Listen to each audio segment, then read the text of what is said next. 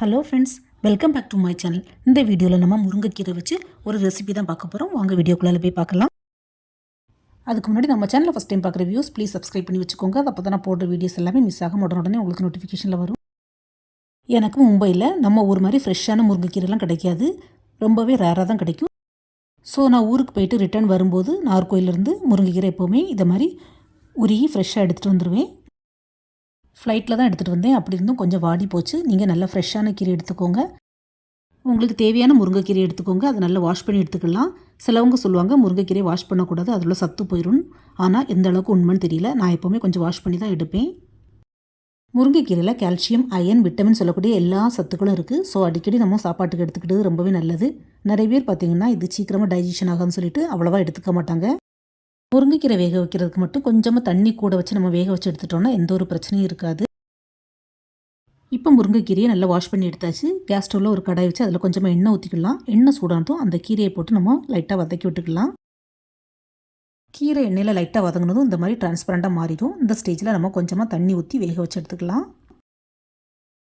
பொதுவாக கீரையை எந்த கீரையை பொறுத்தவரையிலும் தண்ணி நிறைய ஊற்றி வேக வைக்கக்கூடாது, அதில் சத்து குறைஞ்சிடும் சொல்லுவாங்க. ஆனால் உங்களுக்கு டைஜஷன் ப்ராப்ளம் வரும்னு பயமாக இருந்ததுன்னா கொஞ்சம் தண்ணி கூட வச்சு வேக வச்சு எடுத்துக்கலாம்.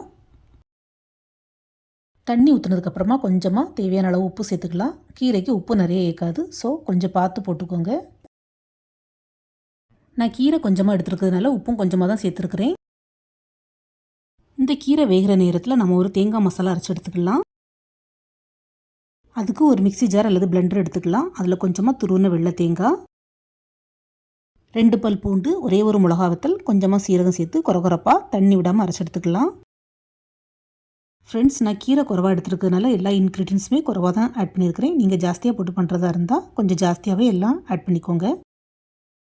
தேங்காவை இந்த மாதிரி பல்ஸ் போட்டு எடுத்தாலே போதும். இந்த தேங்காய் அரைப்பை வெந்துக்கிட்டு இருக்கக்கூடிய கீரையோடு ஆட் பண்ணிக்கலாம். இப்போ தேங்காவை சேர்த்ததுக்கப்புறமா நல்லா மிக்ஸ் பண்ணி விட்டுக்கலாம். ஆக்சுவலாக இந்த கீரையில் ஊற்றின தண்ணியெல்லாம் வற்றினதுக்கப்புறமா நல்லா மிக்ஸ் பண்ணி விட்டுட்டு நம்ம சர்வ் பண்ண வேண்டியதான். பட் நம்ம இது கூட புதுசாக ஒரு இன்க்ரீடியன்ட் ஆட் பண்ண போகிறோம். அது என்னென்னா கருப்பட்டி. கருப்பட்டியில் பார்த்திங்கன்னா கால்சியம் அப்புறம் சுண்ணாம்பு சத்து அதிகமாகவே இருக்குது. ஸோ ஒரே ஒரு சின்ன துண்டு கருப்பட்டியை இந்த கீரையை கூட சேர்த்து நம்ம மிக்ஸ் பண்ணி சாப்பிட்டா ரொம்பவே டேஸ்ட்டு நல்லாயிருக்கும். கருப்பட்டி நிறைய சேர்க்க வேண்டாம், ரொம்ப சேர்த்துட்டோன்னா நமக்கு கீரை துவரை ரொம்பவே இனிச்சிரும். முன்னாடிலாம் என்னுடைய பாட்டி பார்த்திங்கன்னா இந்த முருங்கைக்கீரை துவரனுக்கு ஒரு சொட்டு சுண்ணாம்பு சேர்த்து பண்ணுவாங்கன்னு அம்மா சொல்லுவாங்க. ஆக்சுவலாக நாங்கள் நாகர்கோவிலில் தேங்காய் சேர்த்து பண்ணக்கூடிய எல்லா ரெசிபியையும் துவரன், அவியல் அப்படி சொல்லுவோம். பட் காரம் சேர்த்து பண்ணக்கூடிய தேங்காய் சேர்க்காத ரெசிபிஸை தான் நாங்கள் பொரியல் சொல்லுவோம்.